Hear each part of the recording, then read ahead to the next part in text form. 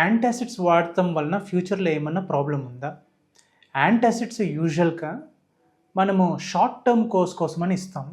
ఎప్పుడైతే acidity, heart burn అంటాము, ఇలాంటి ఏమైనా ఎఫెక్ట్ ఉన్నప్పుడు, ఆర్ మెడికేషన్స్, యాంటీబయాటిక్స్ కానీ రకరకాల మెడికేషన్స్ పెట్టినప్పుడు దానివలన ఎసిడిటీ వస్తుంది అని అనుకుంటే షార్ట్ టర్మ్గా దాన్ని కవర్ చేయడానికి ఇస్తాం.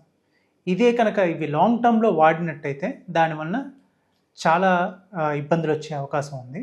ఎస్పెషలీ వచ్చేసేసి న్యూట్రియంట్ డెఫిషియన్సీస్ కానీ, ఇండైజెషన్ కానీ, రీబౌండ్ ఎసిడిటీ అంటాము, ఇలాంటివి కానీ, కిడ్నీ ప్రాబ్లమ్స్ ఇలాంటివి వచ్చే అవకాశం. ముందుగా వచ్చేసేసి ఈ యాంటాసిడ్స్ వలన రీబౌండ్ హైపర్ ఎసిడిటీ అంటాము. అంటే బేసిక్గా యాంటాసిడ్స్ వలన ఎసిడిటీ తగ్గాల్సింది పోయి అది ఆపినప్పుడు దానికంటే ఎక్కువ యాసిడ్ ప్రొడక్షన్ అన్నది స్టమక్లో జరిగి దానివలన ఆ ఎసిడిటీ ప్రాబ్లమ్స్ వచ్చే అవకాశం ఉంది. Next nutritional deficiencies.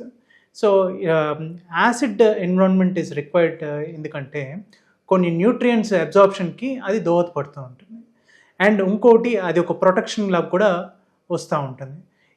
ఎప్పుడైతే ఈ మెయిన్ న్యూట్రిషన్ డెఫిషియన్సీస్ వచ్చి B12 డెఫిషియన్సీ కానీ, మెగ్నీషియము, కాల్షియము, ఐరన్ ఇలాంటి లోపాలు వచ్చే అవుతుంది. దీనివల్ల కొన్ని యాంటాసిడ్స్లో అల్యూమినియం కంటైనింగ్ యాంటాసిడ్స్ ఉంటాయి. ఈ అల్యూమినియం కంటైనింగ్ యాంటాసిడ్స్ వలన బేసికలీ కిడ్నీ ప్రాబ్లమ్స్, ఈ కాల్షియం అన్నది తగ్గిపోయి సో హైపోకాల్సిమిక్ ఫీచర్స్ అంటే బోన్ లాస్, బోన్ డ్యామేజ్ అయ్యి ఆస్టియోపోరోసిస్ లాగా ప్రజెంట్ అయ్యే అవకాశం ఉంటుంది. ఈజీగా ఫ్రాక్చర్స్ అవటం అట్లాంటివి ఉంటుంది.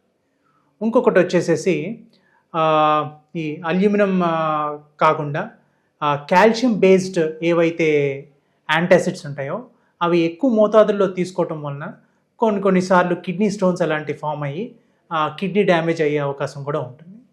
నెక్స్ట్, ఎట్లయితే మనం చెప్పామో ఈ యాసిడ్ అన్నది ఒక బ్యారియర్గా యాక్ట్ చేసి ఇన్ఫెక్షన్స్ని ఆఫ్ చేస్తూ ఉంటుంది.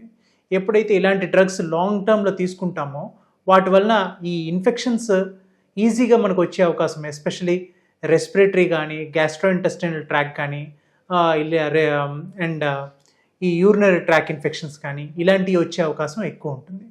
దీంతో పాటు ఎలక్ట్రోలైట్స్ ఇంబ్యాలెన్స్ కూడా ఉండే అవకాశం ఉంది. సో యాంటాసిడ్స్ ఎప్పుడన్నా షార్ట్ టర్మ్గా వాడాలి కానీ లాంగ్ టర్మ్గా వాడకూడదు. ఎప్పుడన్నా ఇది లాంగ్ టర్మ్గా వాడాల్సిన అవసరం వస్తుంటే డెఫినెట్లీ డాక్టర్ని సంప్రదించి తగిన సలహా తీసుకోవాలి.